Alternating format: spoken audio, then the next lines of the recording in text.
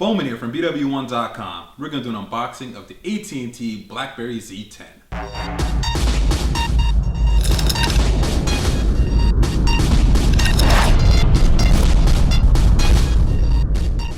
Alright, let's start unboxing this Blackberry Z10. So the first thing you notice is the packaging, typical AT&T packaging, AT&T retail packaging that you normally see, nothing too fancy there.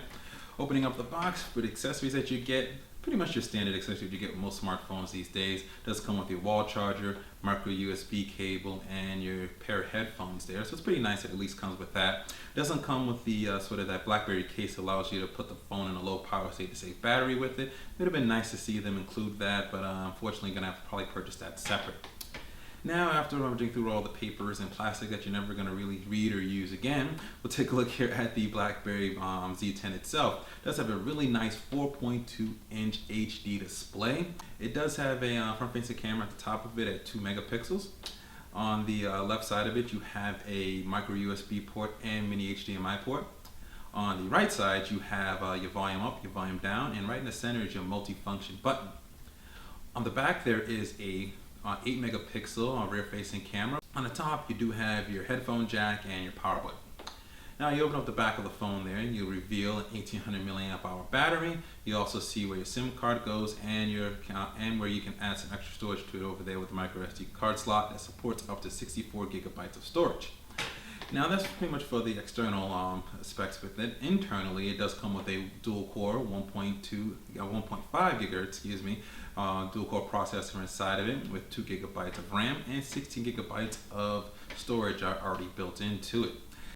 With all that power, it is running the latest version, the newest version of BlackBerry's OS, Blackberry 10, completely redesigned, all about touchscreen controls and such. It is not the fastest loading. When we booted it up, it did take a little bit of time to boot up, so it's kind of slow on that regards. But when you load it up, you pretty much come up to something very refreshing and very different from BlackBerry.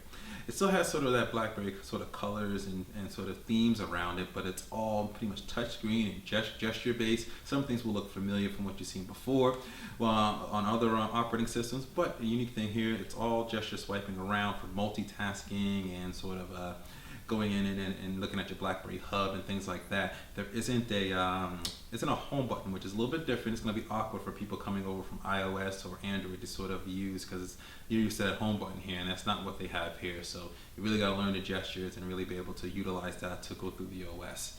So that's pretty much the unboxing portion of it here, but I want to give you my first impressions of it. I have been using it for a little while here. One of the things I do like about it from first out of the gate is that it really does have a really nice hardware design. Feels really good. Feels like how phones really used to be built, not sort of this whole plastic sort of build that we've been having for a little while. It does feel like a very solid and premium device. The screen size is a little on the small side. I've noticed, especially coming from bigger screens such as the Droid DNA, the Galaxy Note 2, Samsung Galaxy S3. It's definitely a lot smaller and takes some getting used to coming from those bigger screens down to a small screen like this. Now the keyboard on here, I already have to say, this is probably the best native built-in keyboard that I've seen, even better than the Windows Phone keyboard. This keyboard on here is pretty awesome. Predictive text is good, responsiveness is good. The keyboard sort of graphics sort of pop up and look just like the BlackBerry keyboard, sort of like the BlackBerry Bold keyboard. It's really nice, and I definitely have to give them a thumbs up on that. Using the BlackBerry Hub to set things up was pretty simple for the most part. It took a little time for each account to sort of set itself up, but once I've done that, the hub, pretty interesting. Not sure how much I'm going to use of that, but it's pretty nice that it's there for your notifications and things. I did jump in a couple of times. I wish there was a little bit more functionality with it, but right now it's going pretty good. So that's pretty much my first impressions right now of the Blackberry Z10, but we're definitely going to do a full review on it here for you guys. You can actually check out some more information about my sort of first impressions. The link is in the description where you can check out that post over at BWOne.com. If you like this video, be sure to give it a thumbs up. Also +1 for us, and circle us on Google Plus as well too. And check us out on all of our other social networks as well too. And always remember to live your tech world in high definition.